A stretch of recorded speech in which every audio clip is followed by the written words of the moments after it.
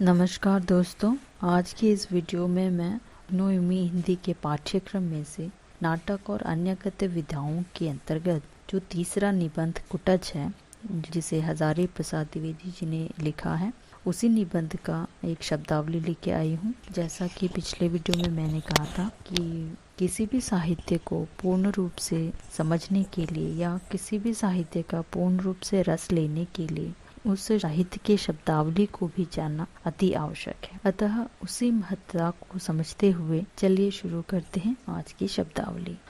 पहला शब्द है शोभा निकेतन। निकेतन का अर्थ होता है घर, अर्थात शोभा निकेतन यानी शोभा का घर। दूसरा शब्द है महोदधि। महोदधि वास्तव में समुद्र का ही एक पर्यायवाची शब्द होता है, अर्थात इसका अर्थ हुआ समुद्र या सागर।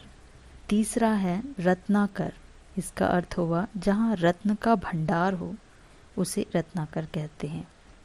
पाददेश। पाददेश यानी देश के निचले हिस्से, यानी जहाँ पैरों की जगह स्थान पर कोई जगह हो उसे हम पाददेश कहते हैं। अगला शब्द है लुटियाई। लुटियाई का अर्थ होता है बड़े बड़े बाल या बालों का कोई गुच्छा। अगला शब्द है अंतर विरुद्ध। अंतर यानी अंतर से या भीतर से, और विरुद्ध यानी कुछ चीज रुका हुआ या रोका गया, अर्थात इसका अर्थ हुआ भीतर से रुका हुआ, या फिर हम कह सकते हैं कि जो कोई आंतरिक रूप से कठोर हो। अगला शब्द है रक्ताभ रेती, अर्थात बाल लाल बालू के कण। गहवर यानी गहराई। कचारा यानी कुछ निचोड़, यानी जिस पर कई बार विचार विमर्श हो चुका हो उसे हम कचारा कहते हैं। अगला शब्द है सुस्मिता, अर्थात सुंदर मुस्कान वाली। अगला शब्द है वन प्रभा। इसका अर्थ होता है वन की शोभा। गिरिकांता।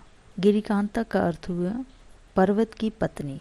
अगला शब्द है शुभ्र किरीटनी, अर्थात उज्जवल मुकुट वाली या उज्जवल मुकुट धारण करने वाली। अंग्रेजी में कहें तो हम उसे ऑस्पिशियस भी कह सकते हैं। शब्द है महोद्धता, अर्थात मद में पागल। अगला शब्द है अलकावतंसा, अर्थात घुंघराले बालों के समान। अगला शब्द है अकुतोभय, अर्थात जिसे किसी से भय न हो उसे अकुतोभय कहते हैं। विरुद्ध अर्थात प्रशंसा सूचक या फिर ख्यात होने प्रख्यात होने की अवस्था या भाव, या किसी के गुण प्रताप आदि का वर्णन करना विरुद्ध कहलाती है। अगला शब्द है कुट्टोल्लास, अर्थात पर्वत का उल्लास।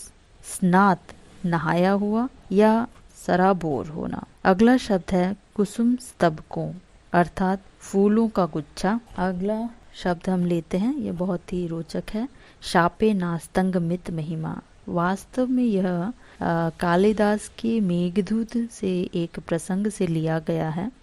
इसमें यह अर्थ है कि शाप में ही जिसकी महिमा निहित हो उसे शापे नास्तंग मित महिमा के रूप में कहा गया है। यहाँ अर्ध्य यानी जो पूजनीय है या पूजा में देने योग्य। अगला शब्द है उपहत, अर्थात घायल।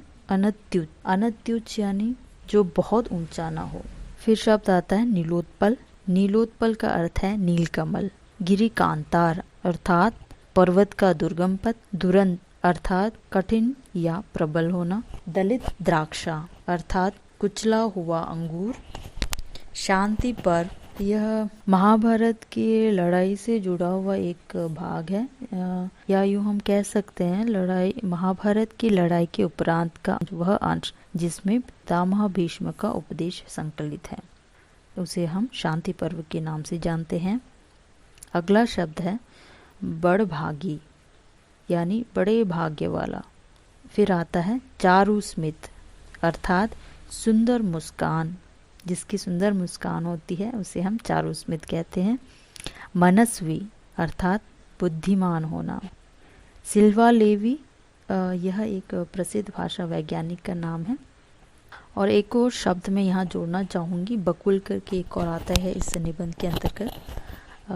बकुल वैसे तो लोग काफ़ी जानते भी होंगे, फिर भी मैं बताना चाहूँगी कि बकुल एक बहुत बड़ा सदाबहार पेड़ होता है जिसमें सुगंधित फूल लगते हैं, जिसे कोई कोई मौलसिरी भी कहते हैं, मौलसिरी के नाम से भी जाने जाते हैं। आज के लिए इतना ही। आशा करती हूँ आज की यह शब्दावली कुटच निबंध को पढ़ने में आपकी मदद आएगी। मेरा वीडियो आपको कैसा लगा, आप अपने विचार कमेंट के द्वारा हमें भेज सकते हैं। बहुत बहुत धन्यवाद।